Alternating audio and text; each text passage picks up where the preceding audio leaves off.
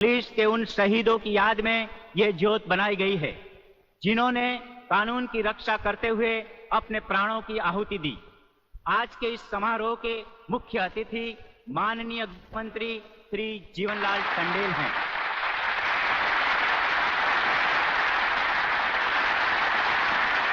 और इस ज्योत का उद्घाटन एक महान योद्धा परमवीर चक्र विजेता ब्रिगेडियर सूर्यदेव सिंह के हाथों से होगा।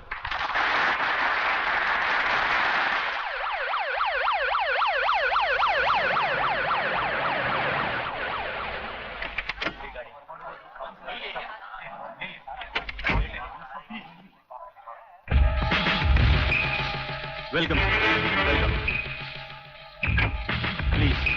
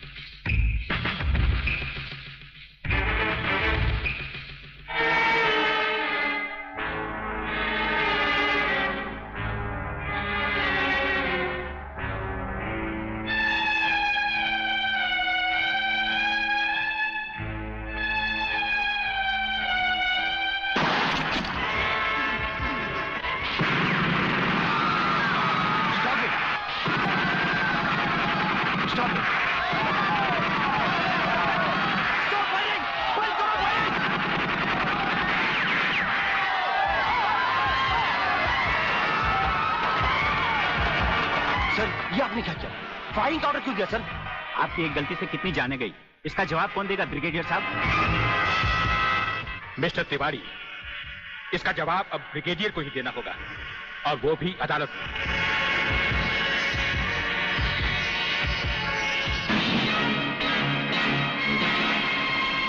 योर ऑनर, शहीद स्मारक पर हुए गोलीकांड के जिम्मेदार ब्रिगेडियर सूर्यदेव सिंह ही हैं।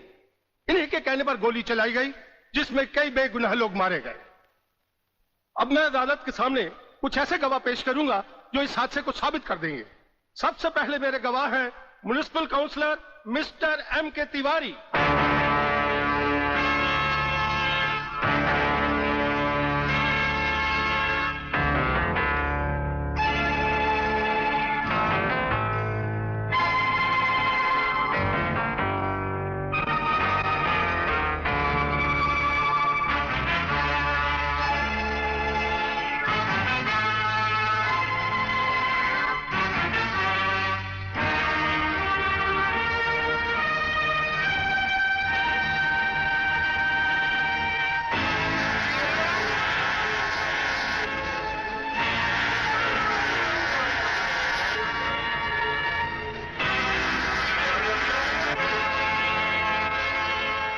योर ऑनर, अब हमारा आखिरी एक ऐसा चश्मदीद गवाह है जिसकी सच्चाई पर कोई शक नहीं कर सकता, और वो है इंस्पेक्टर शिवाजीराव वागले।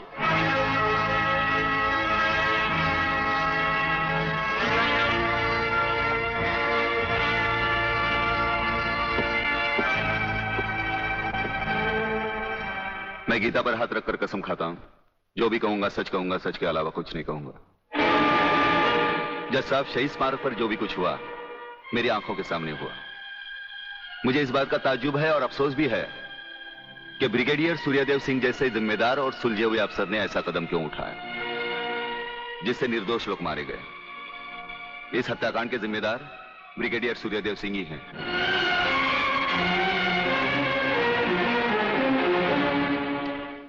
ब्रिगेडियर सूर्यदेव सिंह, अदालत ने आपके खिलाफ सारे बयान सुने। आप अपनी सफाई में कुछ कहना चाहेंगे या आपका कोई वकील है? हम अपनी डिफेंस खुद करेंगे, सिर्फ आपकी इजाजत चाहिए। इजाजत है? आप गीता पर हाथ रखकर कसम खाइए, जो भी कहेंगे सच कहेंगे, सच के सिवा कुछ नहीं कहेंगे। जज साहब, क्या अदालत को यकीन है कि गीता और कुरान या बाइबल जैसे पवित्र ग्रंथों पर हाथ रखकर जो गवाहियां दी जाती हैं वो सच होती हैं? अगर इन कस्मों के बावजूद भी गवाह सच नहीं बोलता तो फिर अदालत में इन पवित्र ग्रंथों का अपमान किस लिए, जज साहब?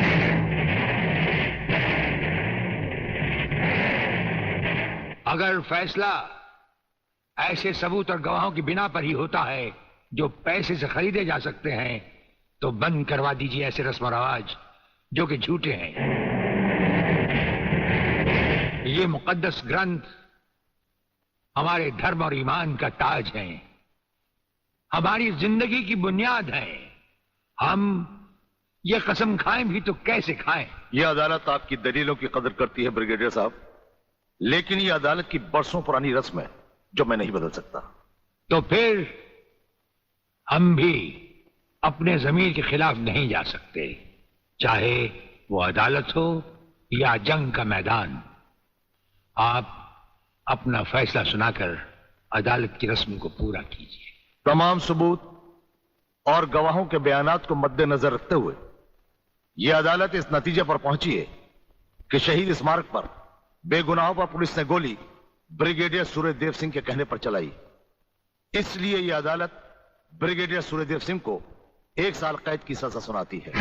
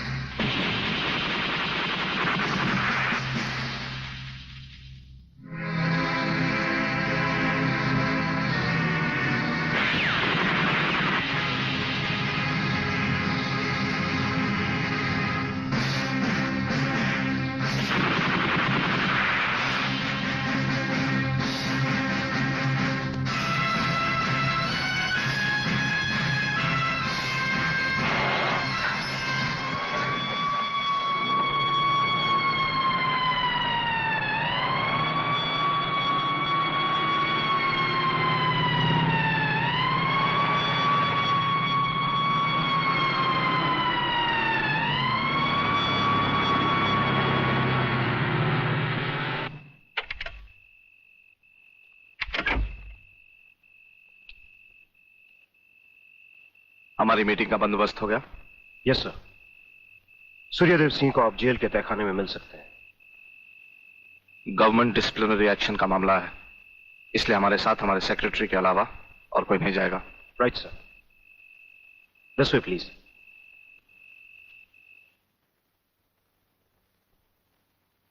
आप इधर उधर देखने की तकलीफ मत उठाइए मंत्री साहब, हम देख भी चुके हैं और सुन भी चुके हैं। यहाँ दीवारें तो हैं लेकिन इनके कान नहीं। आपका वागले से अलग हो जाना, वागले का भरी अदालत में आपके खिलाफ बयान देना, आपका गिरफ्तार होना भाई ये सब मेरी समझ में पूरी तरह से नहीं आया। इसलिए तो आपको हमने याद किया है, और जब कभी जरूरी समझा जाता है तो इंस्पेक्टर वागले इसी तरह भेस बदल कर हमसे मिलने यहाँ आते रहते हैं।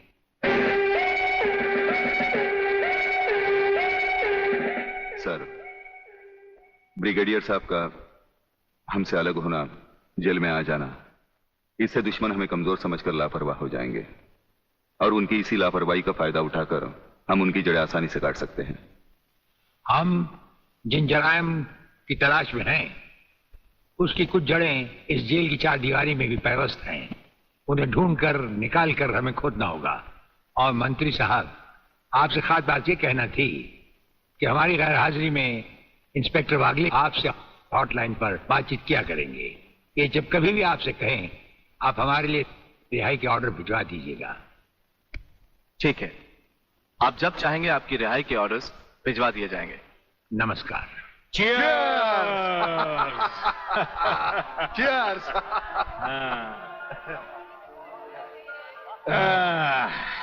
नया साल बहुत बहुत मुबारक हो प्रलयनाथ। नया साल तुम्हें मुबारक और सूर्यदेव सिंह का जेल जाना मुझे मुबारक। राधा बिटिया कहीं नजर नहीं आ रही। नजर तो तुम्हारा बेटा रसिक नाथ भी नहीं आ रहा। अरे भाई, इन नौजवान लोगों का हम बूढ़ों से क्या मतलब? मना रहे होंगे कहीं नया साल अपने जवान दोस्तों के साथ। प्लीज रसिक, ऐसा मत करो ना। अगर ऐसा नहीं करूंगा तो नए साल का सेलिब्रेशन अधूरा रह जाएगा मेरी जान। रसिक, तुम जानते हो मैं तुम्हारे बच्चे की माँ बनने वाली हूँ। माँ? यानी प्रेग्नेंट?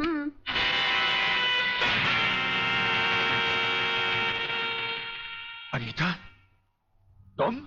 हाँ मैं। कह दो इसे भी, प्रेगनेंसी में परेशानी क्या है, करवा लो अबॉर्शन, शादी बाद में कर लेंगे, अभी तो हम बच्चे हैं। क्यों, यही कहा था ना तुमने मुझसे, और न जाने किस किस से कहा होगा। अनीता, अनीता कब तक तुम मुझे यूं ही ब्लैकमेल करती रहोगी?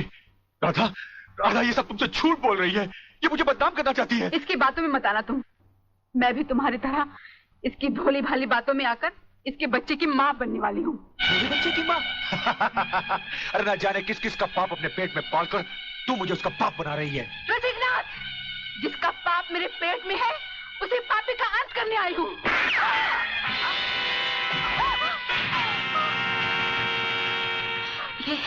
ये तुमने क्या किया? रसिक, तुमने इसे मार डाला? तो और क्या करता? हजारों औरतें जबरदस्ती मेरे गले पड़ रही थी। आज मैंने तुम्हारी सही शक्ल देख ली है रसिकनाथ। अगर ये एक बाजारू औरत थी तो तुम भी एक बाजारू कुत्ते हो जो जगह जगह मुंह मारते फिरते हो। मैं आज तुम्हारा भांडा फोड़ कर रहूंगी। मैं अभी पुलिस को फोन करती हूँ। साली, ज्यादा समझदार बनने की कोशिश की तो तेरा भी यही आशा कर दूंगा, समझे?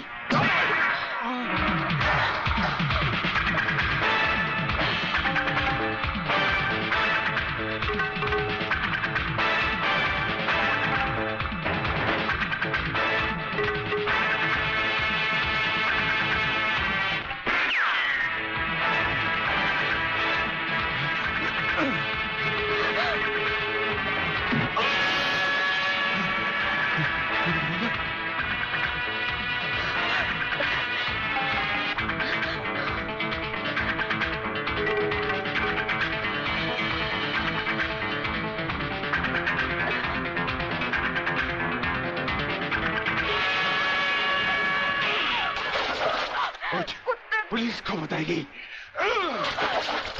पुलिस को बताएगी।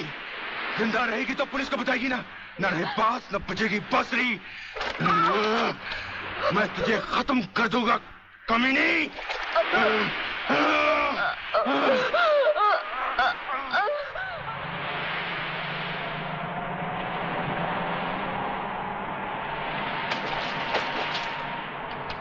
तो पीने का मजा ही नहीं आता। अरे क्या हुआ? अबे सामने देख, लड़की की लाश। अरे नहीं यार, ये भी कोई हमारी तरह नशे और मस्ती में चूर लगती है। चलो उसे और पिलाते हैं, अपना भी नया साल सुधर जाए। अबे नया साल सुधारने के बच्चे अगर लफड़े में फंस गए ना तो जिंदगी बिगड़ जाएगी। हमें क्या मालूम वो जिंदा है या मुर्दा? क्यों संजू? कुछ भी हुआ लोग, मगर इंसानियत के नाते उसे देखना हमारा फर्ज है। चलो चलो देखते हैं।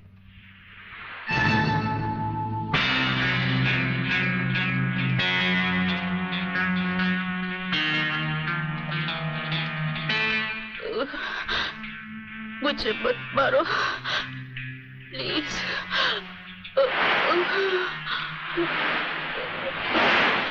भगवान प्लीज मुझे मत मारो।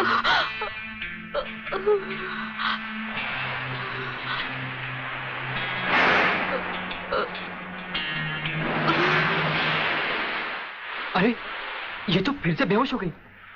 लगता है किसी ने इसे बहुत मारा है। चलो इसे अस्पताल ले चलते हैं। डॉक्टर साहब। यस, क्या बात है? डॉक्टर साहब, ये लड़की बहुत सीरियस है, आप बचा लीजिए प्लीज। लड़की? कहाँ है लड़की? कौन है ये? हम नहीं जानते। तुम नहीं जानते तो इसे लेके क्यों आए हो? कहां से लाए हो? बीच से। ये हमें बीच पर बेहोशी की हालत में मिली थी। बेहोशी की हालत में?